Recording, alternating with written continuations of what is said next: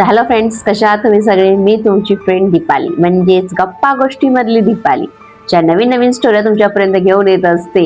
त्या स्टोऱ्या तुम्हाला आवडतात त्याच्याबद्दल थँक्यू. तशीच आपण एक आज नवीन स्टोरी घेऊन आलेलो आहोत. ती स्टोरी आहे एक हॉरर स्टोरी. हॉरर स्टोरी ह्याच्या मागे पण मी सांगितलेले आहेत, पण आजची हॉरर स्टोरी दोन मित्रांची हॉरर स्टोरी आहे आणि जरा युनिक आहे, तर नक्कीच बघा. ते दोन मित्र असे खूप जिवलग असे मित्र होते. म्हणजे कुठलंही काम करायचं म्हटलं तरी एकमेकांना सांगितल्याशिवाय घेतल्याशिवाय कुठेच बाहेर जायचं नाही. आणि तुम्हाला माहिती मैत्री जर अतूट असेल तर त्याची मजा फार वेगळीच असते. तर अशीच ह्या स्टोरीमध्ये आपण सांगायचा प्रयत्न केलेला आहे. तर त्या स्टोरीमध्ये ते दोन मित्र होते, ते एकाच गावामध्ये राहत होते आणि ते दोघंही पैलवान होते. म्हणजे कुस्ती वगैरे जे करतात ते वाले पैलवान होते ते. तर त्या दोघांनी असं बऱ्याचशाच गोष्टी एकत्र केल्या होत्या. फिरायला जाणं, म्हणजे खूप छान अशी त्यांची मैत्री होती. तर एक दिवस असं होतं की त्या दोघांनी ठरवलेलं होतं की आपण आज संध्याकाळी बाहेर असं वॉकला वगैरे जाऊया म्हणून. आणि असं ठरवल्यावर त्या दोघांनी जसं ठरवलं की आज संध्याकाळी आपण वॉकला जायचं, तर ठरल्याप्रमाणे तो एक मित्र त्यांना बोलला की बाबा तू जेवून वगैरे ये, आपण संध्याकाळी इथूनच वॉकला जाऊया. तर ते बोला ओके ठीक आहे. आणि संध्याकाळी जेव्हा तो एक मित्र बसला होता जेवायला, तेव्हा तो असा त्याला हाक आली बाहेरून की मी आलोय, तू ये म्हणून बाहेर. आणि तो आपल्या बायकोला वगैरे सांगतोय, हा माझा फ्रेंड आलाय तर मी बाहेर जातो आणि थोड्या वेळाने येतो. तर त्याची बायको जरा शॉक होते की मला तर का कोणाचा आवाज आलाच नाही, मग तुम्हाला कोणाचा आवाज आला? तर तो बोलला की नाही नाही, माझा फ्रेंड आलाय, बाहेर उभा आहे, तुला दिसत नाहीये का? तर मग ती पण शॉक मध्ये होते, पण तिला असं वाटलं की ठीक आहे, असं बाजूला आवाज देऊन बाजूला लपले वगैरे असतील.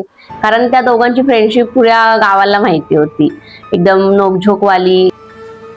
तर त्यामुळे त्यांना असं वाटायला लागलं की ही मुद्दामच त्याची बायको त्याच्यासोबत गंमत करते आणि तिला बाहेर समोर तर फ्रेंड दिसतोय माझा, पण मला घाबरवण्यासाठी वगैरे काहीतरी मुद्दामहून बोलते की मला दिसत नाहीये वगैरे असं.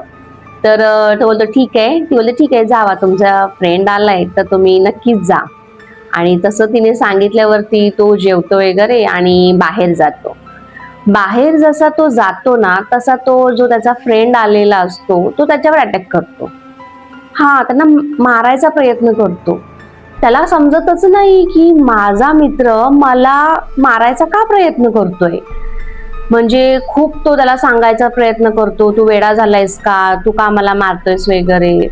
तर शेवटी तो त्याला कंटिन्यू मारत असतो आणि त्याच्यामुळे त्याला लागायला पण सुरुवात होते, पूर्ण असं ब्लड वगैरे पण यायला सुरुवात होते. मग ते पण कुस्तीवाले पैलवान होते, त्याच्यामुळे त्यांना पण राग आला भरपूर. कारण मी इतका वेळा त्याला सांगतोय की तू मला मारू नकोस, तरीही काहीही कारण नसताना तो त्याला मारतोय. म्हणजे त्याला पण राग आला. मग शेवटी त्यांनी काय केलं, त्याला मारायचं, ते पण त्याला अपोज करायला सुरुवात केली आणि मारायला पण सुरुवात केली.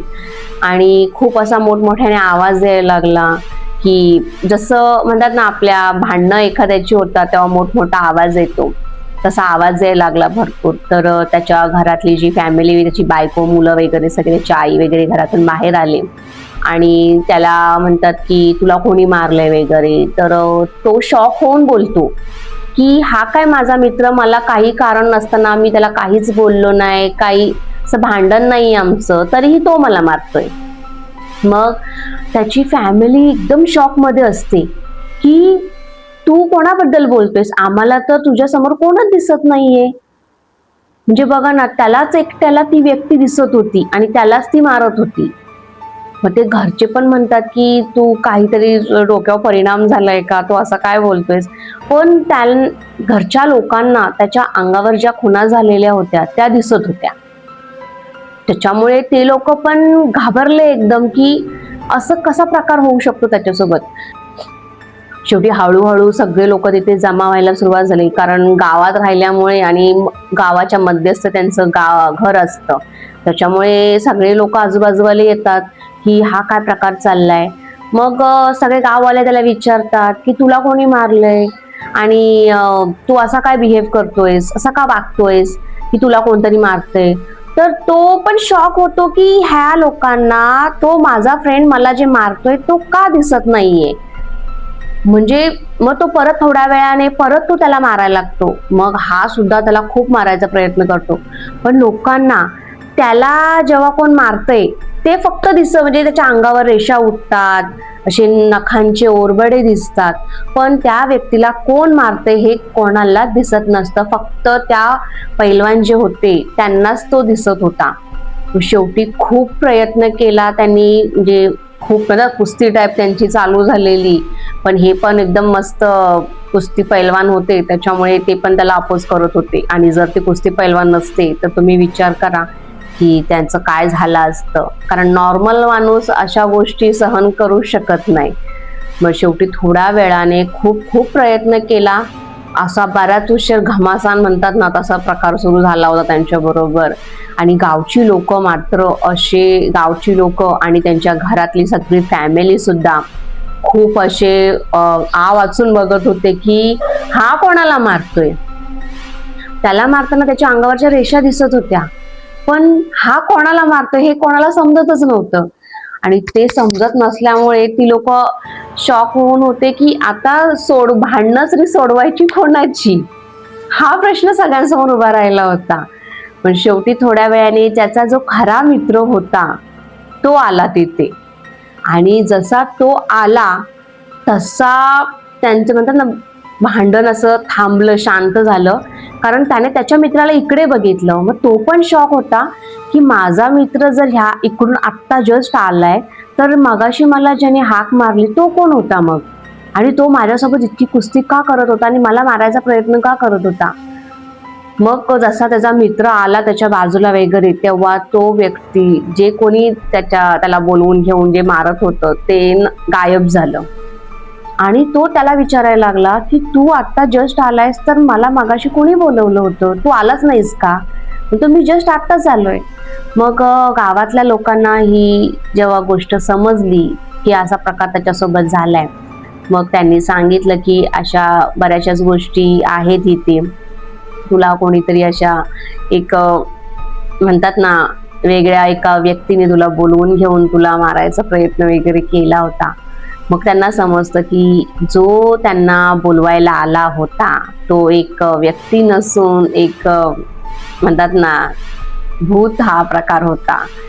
तर त्याच्यामुळे ते इतके, जेव्हा भले ते पैलवान होते तरी ते खूप घाबरले, कारण एक जिवंत व्यक्ती आणि एखादी मेलेली व्यक्ती अशी त्यांच्या समोर येऊन त्यांना असं मारणं, म्हणजे खूप त्यांना पण भीती वाटायला लागली. पण त्यांचं धाडस बघा, ते त्याला अपोज करत होते. एखादा व्यक्ती जर असता तर असं काहीच झालं नसतं, आणि त्याला तुम्हाला माहितीच आहे. पण त्या जे कुस्ती पैलवान होते खरंच त्यांच्या हिमतीची दाद द्यायला पाहिजे, कारण अशा सिच्युएशन मध्ये सुद्धा ते स्ट्रॉंग राहिले आणि कोणीही त्यांना मारू नये असा प्रकार त्यांनी केला.